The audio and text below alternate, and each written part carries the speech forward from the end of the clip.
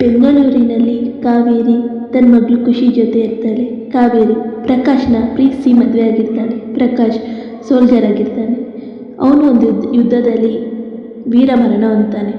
ನಂತರ ಕಾವೇರಿಗೆ ಈ ಪ್ರಪಂಚದಲ್ಲಿ ಈ ಭೂಮಿ ಮೇಲೆ ಯಾರಾದರೂ ಒಂದು ಜೀವ ಇದ್ದಾರೆ ಅಂದರೆ ಅದು ಖುಷಿ. ಖುಷಿನ ತುಂಬ ಚೆನ್ನಾಗಿ ನೋಡ್ಕೋತಾಳೆ. ಅವಳು ಕೂಡ ಅಷ್ಟೇ, ಅಮ್ಮ ಅಂದರೆ ಪ್ರಾಣ. ಖುಷಿ 14 ವರ್ಷದ ಹುಡುಗಿ ಆಗ್ತಾಳೆ. ಖುಷಿನ ಕಣ್ಣಿಟ್ಟು ನೋಡ್ಕೋತಿರ್ತಾಳೆ ಕಾವೇರಿ. ಖುಷಿ ಕೂಡ ಎಲ್ಲರಲ್ಲೂ ಬೆರೆಯುವಂಥ ಹುಡುಗಿ. ದೊಡ್ಡವರಿಗೆ ಗೌರವ ಕೊಡ್ತಾ, ಎಲ್ಲರಲ್ಲೂ ಪ್ರೀತಿ ಭಾವನೆ ಮೂಡಿಸ್ತಾ, ಖುಷಿಯಾಗಿ ಹ್ಯಾಪಿಯಾಗಿರೋ ಹುಡುಗಿ. ಹೀಗಿದ್ದಾಗ ಕಾವೇರಿಗೆ ಒಂದು ದಿನ ಖುಷಿ ಕೇಳ್ತಾಳೆ, ಅಮ್ಮ ಅಪ್ಪ ಎಲ್ಲಿದ್ದಾರಮ್ಮ ಅಂತ. ಆಗ ಖುಷಿಗೆ ಕಾವೇರಿ ಹೇಳ್ತಾರೆ, ನಿನ್ನಪ್ಪ ದೇವ್ರ ಹತ್ರ ಇದ್ದಾರಮ್ಮ.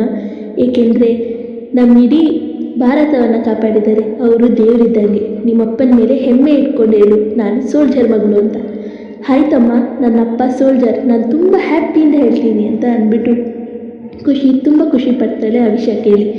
ಹೀಗಿದ್ದಾಗ ಒಂದು ದಿನ ಖುಷಿಯನ್ನು ಸ್ಕೂಲಿಗೆ ಬಿಟ್ಟು ಕಾವೇರಿ ಆ ದಿನ ಆಫೀಸ್ಗೆ ಹೋಗ್ತಾಳೆ. ಆ ದಿನ ಕಾವೇರಿಗೆ ಆಫೀಸಲ್ಲಿ ತುಂಬ ದೊಡ್ಡ ಮೀಟಿಂಗ್ ಇರುತ್ತೆ, ತುಂಬ ಇಂಪಾರ್ಟೆಂಟ್ ಮೀಟಿಂಗ್. ಆ ಮೀಟಿಂಗ್ ಎಲ್ಲಿವರೆಗೂ ಇರುತ್ತೆ ಅಂದರೆ ಸಂಜೆ 5 ಗಂಟೆವರೆಗೂ ಸಾಗ್ತಾ ಇರುತ್ತೆ.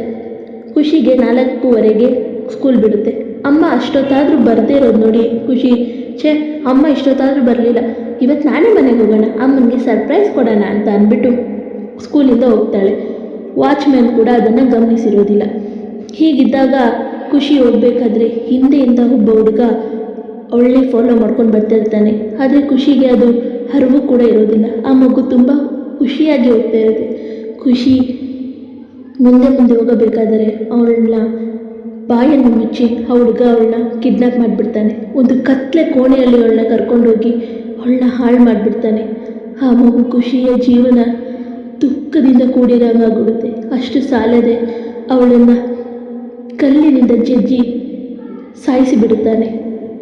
ಈ ವಿಷಯವನ್ನು ತಿಳಿದೇ ಇರುವ ಕಾವೇರಿ ಸ್ಕೂಲ್ ಹತ್ರ ಬರ್ತಾಳೆ. ಖುಷಿನ ಎಲ್ಲ ಕಡೆ ಹುಡುಕ್ತಾಳೆ, ಆದರೆ ಖುಷಿ ಎಲ್ಲೂ ಕೂಡ ಸಿಗೋದಿಲ್ಲ. ಏನು ಮಾಡಲಿ ಅಂತಲೂ ತೋಚೋದಿಲ್ಲ ಅವಳಿಗೆ. ಹಾಗೆ ಸ್ಕೂಲ್ ಹತ್ರನೇ ನಿಂತ್ಕೊಂಡು ಬಿಡ್ತಾಳೆ. ಆ ನಂತರ ವಾಚ್ಮ್ಯಾನ್ನ ಕೇಳ್ತಾಳೆ, ನನ್ನ ಮಗಳಲ್ಲಿ ಅಂತ. ಇಲ್ಲಮ್ಮ, ಇಲ್ಲೇ ಇದ್ಲು, ಆದರೆ ಇವಾಗ ಎಲ್ಲೂ ಕಾಣಿಸ್ತಿಲ್ಲ ತಾಯಿ ಅಂತ ಅಂದಾಗ ಅವಳಿಗೆ ಭಯ ಆಗುತ್ತೆ. ಅವ್ರ ಅಕ್ಕ ಆದ ಶೈಲಜನ ಮನೆ ಕಡೆಗೆ ಓಡ್ತಾಳೆ. ಅಕ್ಕ, ಖುಷಿ ಬಂದಿದ್ಲಾ? ಇಲ್ಲಮ್ಮ ಕಾವೇರಿ, ಖುಷಿ ಬಂದಿಲ್ಲ. ಇಷ್ಟೊತ್ತಾದರೂ ನೀನು ಯಾಕೆ ಕರ್ಕೊಬಂದಿಲ್ಲ ಅವಳನ್ನ? ಅಕ್ಕ, ಇಲ್ಲ, ಇಂಪಾರ್ಟೆಂಟ್ ಮೀಟಿಂಗ್ ಇತ್ತು, ಅವಳು ಸ್ಕೂಲ್ ಹತ್ರನೇ ಇರ್ತಾಳೆ ಅಂದ್ಕೊಂಡೆ, ಅಲ್ಲಿ ಇರಲಿಲ್ಲ ಅಕ್ಕ, ನಾನು ಏನು ಮಾಡಲಿ ಅಂತಲೂ ನಂಗೆ ಗೊತ್ತಾಗ್ತಿಲ್ಲ ಅಕ್ಕ ಅಂತ ಅಂದಾಗ, ಭಯ ಪಡಬೇಡ ಕಾವೇರಿ, ಅವ್ರ ಫ್ರೆಂಡ್ಸ್ ಮನೆಗೆ ಕಾಲ್ ಮಾಡೋಣ ಬಾ ಅಂದ್ಬಿಟ್ಟು ಫ್ರೆಂಡ್ಸ್ ಮನೆಗೆ ಕಾಲ್ ಮಾಡ್ತಾರೆ. ಕಾಲ್ ಮಾಡಿದಾಗ